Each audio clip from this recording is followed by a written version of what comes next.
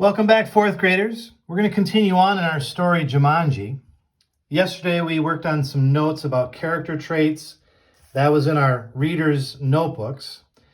And today, we will find out more about this jungle adventure game, this one that the kids found in the woods. We'll find out about that today. But first, let's go down and check with Honey Rose, because she has a board game she was really interested in playing yesterday and hoping that we could somehow play together as an online group against her. So let's go down and see how she's doing. Well, we're doing our best to play our game together with the kids online. I'm playing as them and me kind of together against you, Honey Rose. But I think you need to show a little bit more good sportsmanship. You keep knocking over our piece, okay? Let's be good sports as we play this game, Dogopoly. Maybe you need to take a drink of water or have a little bit more popcorn to get yourself in a good mood, because right now you're just a little bit behind us. I have to say, I put some dog houses and some big bones on some property of ours, but that's okay, Honey Rose. It's just a game, okay? It's just a game. Let's be good sports about playing games.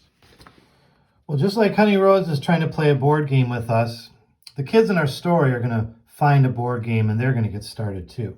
So let's continue on. You know what? He said. I'm really bored. Me too, sighed Judy.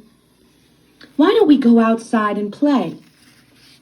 Peter agreed, so they set off across the street to the park. It was cold for November. The children could see their breath like steam. They rolled in the leaves, and when Judy tried to stuff some leaves down Peter's sweater, he jumped up and ran behind a tree. When his sister caught up with him, he was kneeling at the foot of the tree, looking at a long, thin box. "What's that?" Judy asked. "It's a game," said Peter, handing her the box. "Jumanji," Judy read from the box. "A jungle adventure game." "Look," said Peter, pointing to a note taped to the bottom of the box. In a childlike handwriting were the words, "Free game, fun for some, but not for all. P.S. Read instructions carefully." "Want to take it home?" Judy asked. "Not really," said Peter. "I'm sure somebody left it here because it's so boring." "Oh, come on," protested Judy. "Let's give it a try. Race you home." And off she ran with Peter at her heels. At home, the children spread the game out on a card table. It looked very much like the games they already had. There was a board that unfolded, revealing a path of colored squares. The squares had messages written on them. The path started in the deepest jungle and ended up in Jumanji, a city of golden buildings and towers. Peter began to shake the dice and play with the other pieces that were in the box. "Put those down and listen," said Judy. "I'm going to read the instructions. Jumanji, a young people's jungle adventure especially designed for the bored and restless. A. Player selects piece and places it in deepest jungle. B. Player rolls dice and moves piece along path through the dangers of the jungle. C. First player to reach Jumanji and yell the city's name aloud is the winner. "Is that all?" asked Peter, sounding disappointed. "No," said Judy. "There's one more thing, and this is in capital letters. D. Very important. Once a game of Jumanji is started, it will not be over until one player reaches the Golden City." "Oh, big deal," said Peter, who gave a bored yawn. "Here," said Judy, handing her brother the dice. "You go first." Peter casually dropped the dice from his hand. "7," said Judy. Peter moved his piece to the 7th square. "Lion attacks, move back 2 spaces." read Judy. Gosh, how exciting, said Peter in a very unexcited voice. As he reached for his piece, he looked up at his sister. She had a look of absolute horror on her face. Peter, she whispered. Turn around very, very slowly. The boy turned in his chair. He couldn't believe his eyes. Lying on the piano was a lion staring at Peter and licking his lips. The lion roared so loud it knocked Peter right off his chair. The big cat jumped to the floor. Peter was up on his feet, running through the house with the lion a whisker's length behind. He ran upstairs and dove under a bed. The lion tried to squeeze under, but got his head stuck. Peter scrambled out, ran from the bedroom, and slammed the door behind him. He stood in the hall with Judy gasping for breath. I don't think, said Peter in between gasps of air, that I want to play this game anymore. But we have to, said Judy as she helped Peter back downstairs. I'm sure that's what the instructions mean.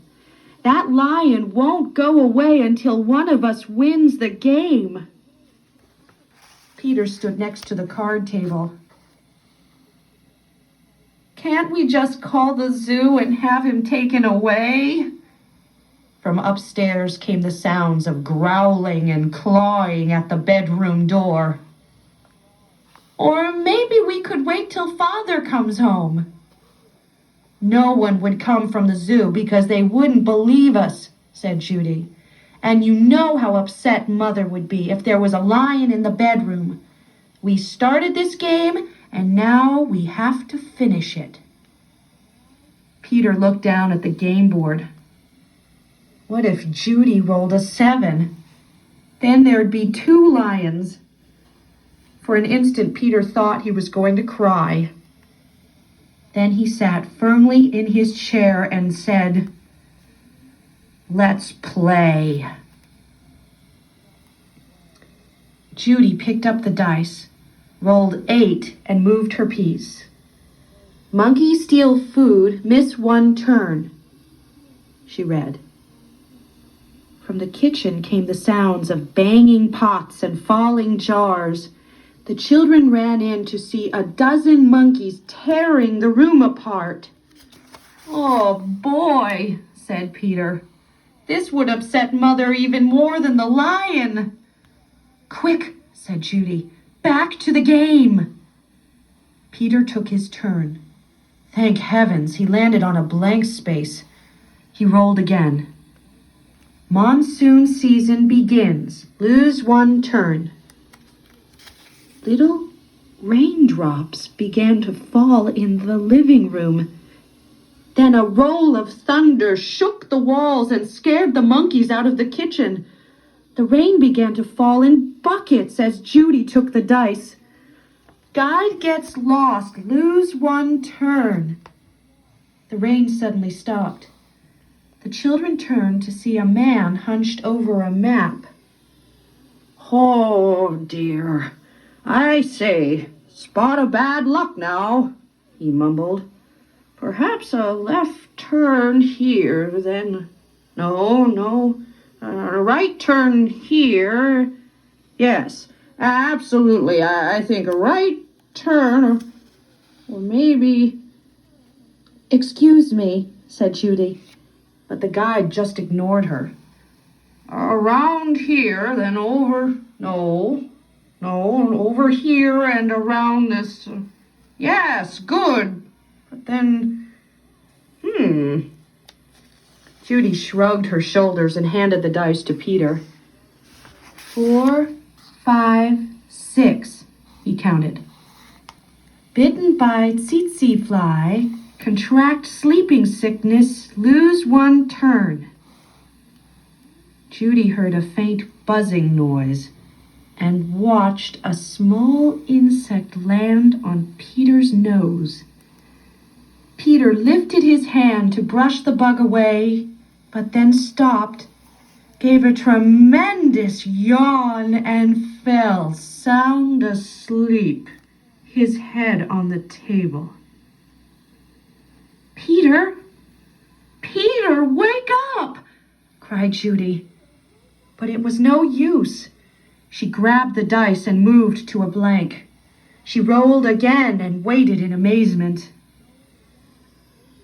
Rhinoceros stampede. Go back 2 spaces. As fast as he had fallen asleep, Peter awoke. Together they listened to a rumble in the hallway. It grew louder and louder.